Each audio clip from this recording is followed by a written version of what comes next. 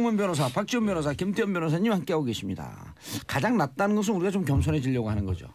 가장 낮은 곳에 있는 그렇지만 그냥 높은 곳을 청취자를 받드는 한변시대입니다. 예. 국정 같았어요. 국정. 국정 같았어요. 네네. 음제서 일하고 양지를 지향한다. 자, 김선미님, 박지원 변호사님 오늘 머리가 너무 겸손해요. 아침에 미사일 때문에 방송이 다 취소가 돼가지고 그 가발 벗고 오신 거예요 오늘? 예, 가발 벗고 왔습니다. 예. 자, 손흥경님 3변 시간 넘나 육해서 수요일이 기다려져요. 자, 수요일에는 이럴 때는요. SBS 방송국 정봉주의 정치쇼 앞 3변 시대 앞 해갖고 수요일엔 빨간 장미를 보내주셔도 됩니다. 자, 2부 3부죠 3부 네, 뭐죠? 전병헌 영장 재청구되나? 오, 재밌는 얘기가 많아요. 그러니까 일단 지금 수사 상황을 간단하게 좀 말씀드릴게요. 예. 지금 전병헌 수석과 관련해서 GS 홈쇼핑을 압수수색을 했어요. 예. GS 홈쇼핑은 왜 난데없이 또 웬 말이야? 롯데 홈쇼핑 얘기만 있었는데. 오호. 이제 그러다 보니까 검찰이 롯데 홈쇼핑만 가지고는 영장을 재청구하기가 좀 어렵다고 생각하나? 이 생각이 좀 들었어요. 일단 첫 번째로. 뭔가 제보가 들어왔나 그럼? 들어왔는데 그 내용이 뭐냐면 GS 홈쇼핑이 2013년도에 또 그 당시에 전병헌 그 당시 의원이었죠. e스포츠 회장으로 있을 때 거의 1억 5천만 원을 후원을 했어요. GS 홈쇼핑이. 어떻게 해요? 1억 5천만 원을 후원을 했는데 이게 당시 그러니까 전병헌 전 수석의 압력 때문일 것이다. 라는 게 일단 검찰의 생각이고 1억 5천만 원 이렇게 쪼개기로 들어왔나요? 500만 원씩? 아니 이제 그 e스포츠에 1억 5천을 갔는데 근데 이제 이 1억 5천을 기부하기 전에 당시 전병헌 의원실에서 무슨 발표를 냈냐면 GS 홈쇼핑 소비자 피해 보상이 주요 홈쇼핑 채널 가운데 압도적으로 많다. 이런 보도 자료를 냈어요. 이제 그리고 나서 기부를 받은 거예요. 이제 그러니까 뭔가 기부 안 하면 자꾸 이런 걸로 괴롭히겠다라는 뉘앙스를 준 게 아닌가. 그런 걸 기초로 해서 이제 압수수색을 진행을 했는데 뭐 그 뒤에 어떤 내용들이 추가됐는지는 아직 나오지 않았고요. 그러니까 전병헌 수석은 어쨌건 영장이 한번 기각돼서 구속영장을 재청구할 가능성이 높다라고 보는 게 지금 일반적인 관측이긴 해요. 그래서 이런 걸로 추가해서 뭔가 혐의를 더 보강해서 영장을 재청구하려고 하는 게 아닌가. 뭐 좀 그런 생각이 좀 듭니다. 그런데 검찰 입장에서는 전병헌 수석이 기각이 됐지만 어쨌든 이 현 정부에서도 불법 부정한 행위 있으면 우리는 칼을 대겠다. 네, 그렇죠. 그럼 아주 강력한 이미지는 줬잖아요. 강력한 이미지를 그리고 정부 수석을 떨궜잖아요. 더 강력한 이미지를 주려면 이제 최소 우리나라 국민들이 대부분이 불구속이면 무죄라고 생각하고요. 그렇죠. 영장이 나오면 유죄라고 생각하는데 그건 아닌데. 그래도 구속이 안 되면 에이 또 봐줬네. 근데 원칙은 불구속 수사 불구속 재판의 원칙이잖아요. 네. 근데 이제 검찰에서는 그래서 한 번 더 칼을 대겠다는 의지는 분명히 가지고 있는 것 같아요. 한 번 더 칼을 대겠다. 네. 근데 이번에 칼을 대는데 또 기각되면 모양이 쫙 빠지니까 오히려 이걸 마중물로 해서 야당을 치고 들어가진 않을까? 오히려 왜냐면 야당 얘기가 긴장하시잖아요. 벌써. 손 모으잖아요. 손에 이게 땀이 나고 한다 지금. 손도 풀었어.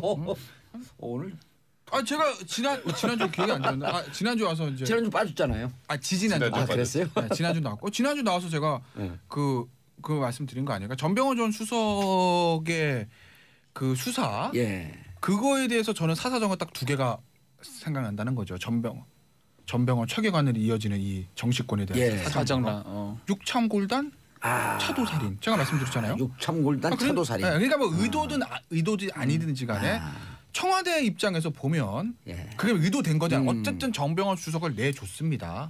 전병헌 수석이라는 사람이 이제 여기 불구속된다 하더라도 이 정권 끝날 쓸 수 있는 카드가 아니에요. 못 써요. 이게 버린 카드 완전히 기관장으로도 못 나가요. 근데 완전 버린 카드입니다. 재보궐선거도 못 나가요. 그럼요. 다음 공천도 쉽지 않고 거기 지금 김병욱 의원이 어쨌든 김병기. 죄송합니다. 김병기 의원이 잘하고 있지 않습니까? 국정은 잘하는지 잘 모르겠어요. 어쨌든 국정원 출신인데 왜냐하면 지금 더불어민주당에 국정원 출신이 없잖아요. 그렇죠. 그러니까 이제 김병기 의원이 나름대로 이제 희소성이 있으니까 뭐 어쨌든 다음 공천에도 김병기 의원이 유리할 것 같고 어쨌든요. 그러니까 전병헌 버린 카드라고요. 정부석을 버린 카드를 썼습니다. 그러면 살 내줬는데 뼈 받아야 되는 거 아닙니까?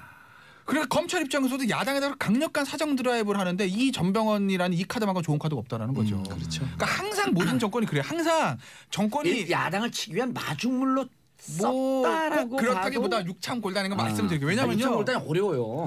이제 서울대 법대 우병우 후배들이나 아는 용어. 이거 처음 쓴 사람은 누구냐? 조국 민정수석이 당시에 새정치국민연합 혁신위원 할 때 육창골단이라는 말을 처음 써서 이 얘기가 정치권에 퍼지기 시작한 겁니다. 서울대 법대 같이. 그렇죠. 다 서울 법전이에요. 네. 그래서 제가 이제 말씀드리고 예. 그다음에 차도살이는 그런 거죠. 어차피 전병헌 전 수석을 통해 가지고 그게 야당에 대한 다시 칼날이 번져가면 누가 맞겠느냐. 친박 실세그룹들이 맞을 수밖에 없다. 근데 진짜 그럼 홍준표 전병헌 대표 입장에서는 아유 그래 이렇게 정리되는구나라는 것들. 전병헌 의원 입장에서는요. 징역 사는 것 이상의 정치적 살인을 당했거든요. 그렇죠. 그러니까 정치적으로 거의 사망 선고를 받은 거나 다름이 없어. 그러니까 무척 큰 아픔이 있는 거죠. 그렇죠. 사실 전병헌 수석 입장에서 만약에 본인이 진짜 억울하다면 이거는 어찌 보면 지금 말씀하셨던 것처럼 앞으로 정책 제거가 불가능한 상황 정도까지 갈 텐데 그러면 전병헌 수석 입장에서는 진짜 말 그대로 지금 계속 이 언론에서 얼굴 내비칠 때만 엄청나게 억울해 하시잖아요. 그럼요. 근데 지금 나오는 것들만 보면 이게 진짜 억울할 만한가에 대한 의문은 분명히 들긴 맞아요. 하는데 그것도 그래요. 예, 그래서 사실 검찰 입장에서는 굉장히 자신감을 가지고 그 당시에 영장을 청구를 했단 말이에요. 근데 이제 기소진들이 말이 바뀐 게 아니까 처음에는 전병헌 의원이 연루가 된 그게 것처럼 그 하다가 가능성이 제일 많아요.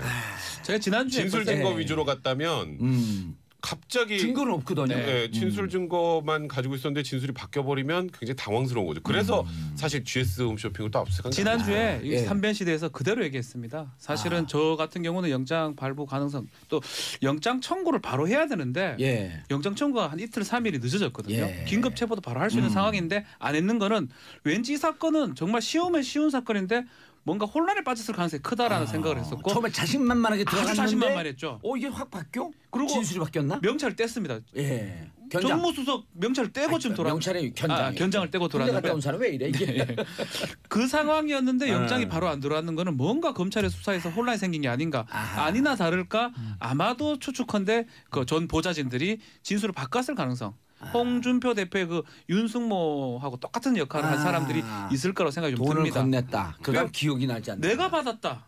내가 받았지 우리 어른은 모른다라고 했을 가능성이 있고 그럼 왜 그렇게 얘기했느냐. 검찰이 압박 수사를 했다.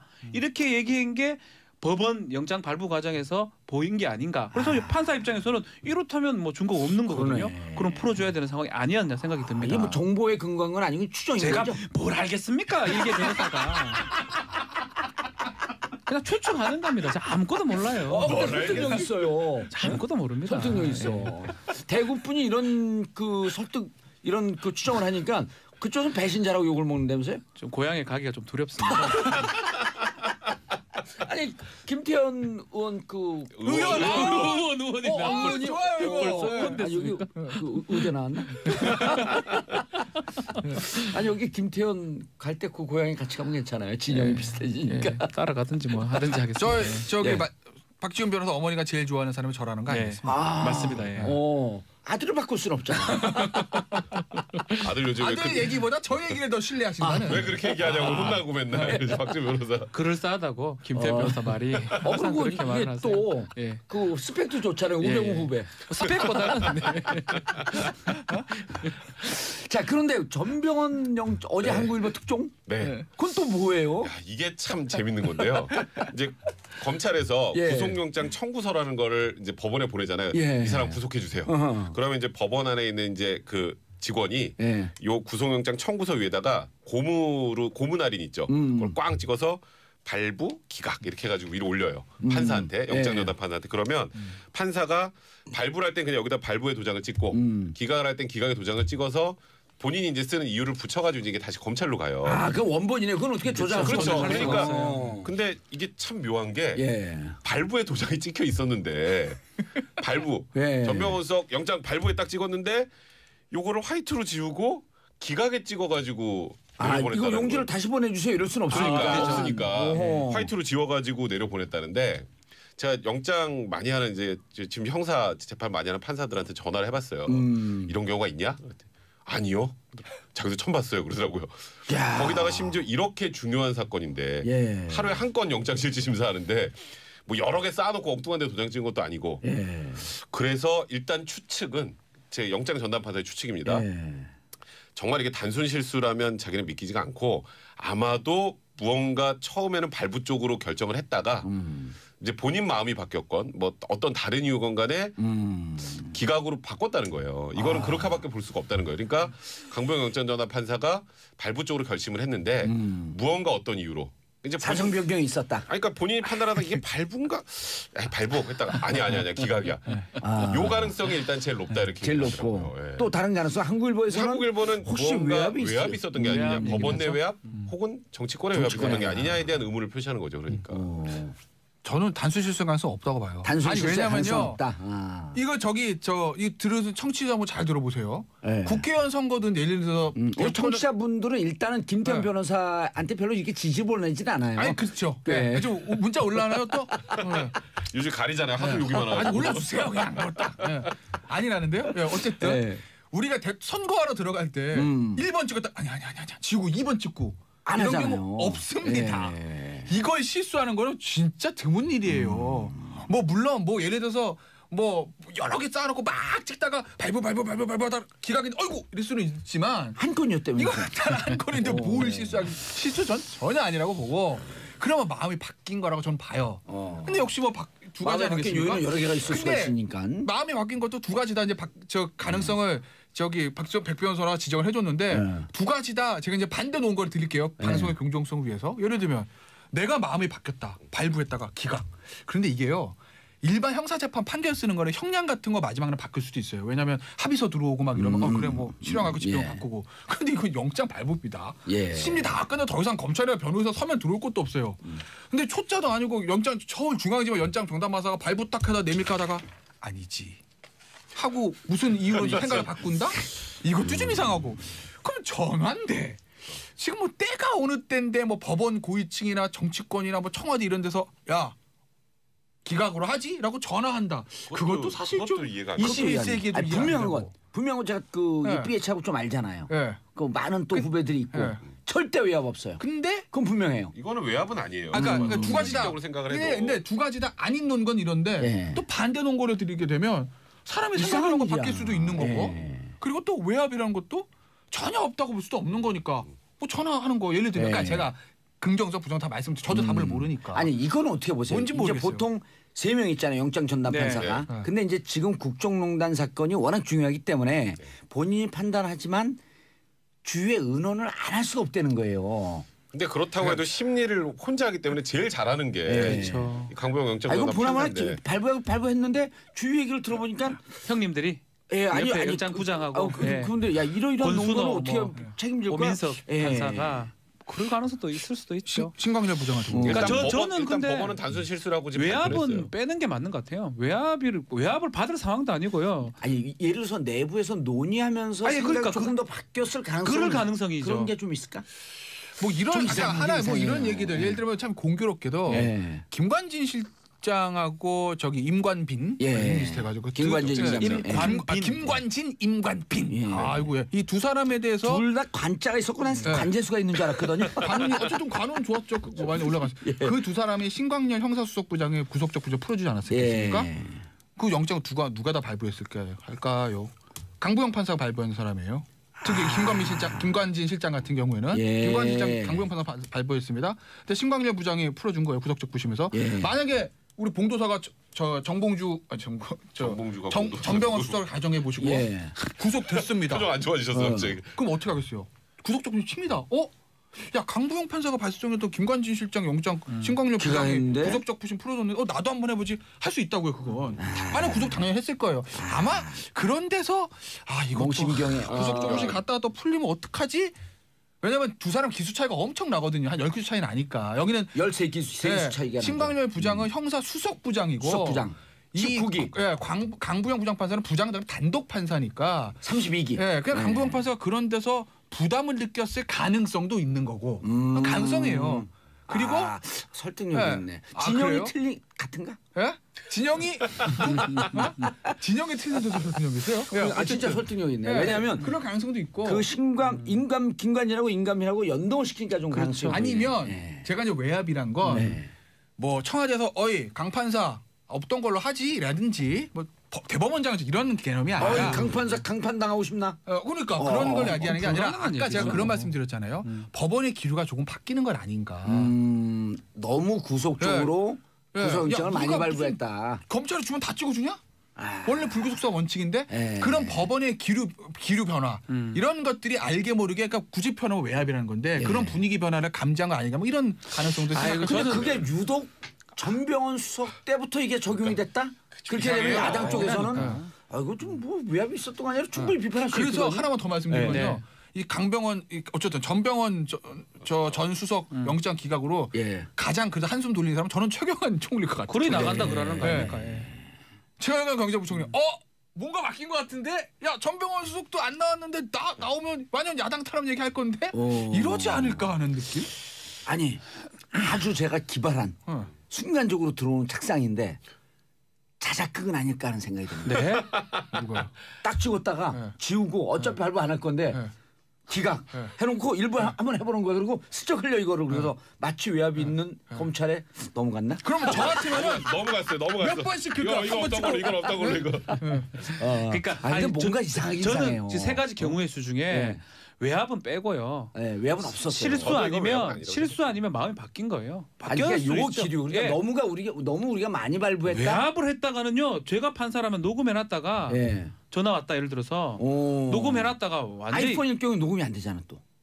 그거는 제가 뭐 다른 휴대폰이라든지 갤럭시면 되는데. 예, 그런 거 그러니까 저는 강보영 판사 이제껏 영장 발부나 기각도 보면 공정해요. 이재용은 또 발부를 했던 적도 있고요. 박근혜 전 대통령 발부했잖아요. 박근혜도 했죠. 그리고 뭐 여긴 추명호는 또 단독이죠, 여긴 기각했고. 나머지 예, 두 명 권순하고 오민석은 합인가요? 부장, 부장, 급수만 부장. 부장이고 그치, 다 그치. 아, 직급만 여기는 평. 달라요. 네. 여기는 기수가 좀 어린 제일 막내급이고. 그래서 저는 있기 때문에 저는 오히려 봉도사님 그 말처럼 예. 얘기하는 과정에서 약간 생각이 바뀌었을 좀 가능성이 정리가 크지 됐어요. 않을까 싶어요. 근데 본인이 심리했는데 그걸 얘기해서 바꿔요? 아니 그러니까 밥은 먹을 거 아닙니까 판사도.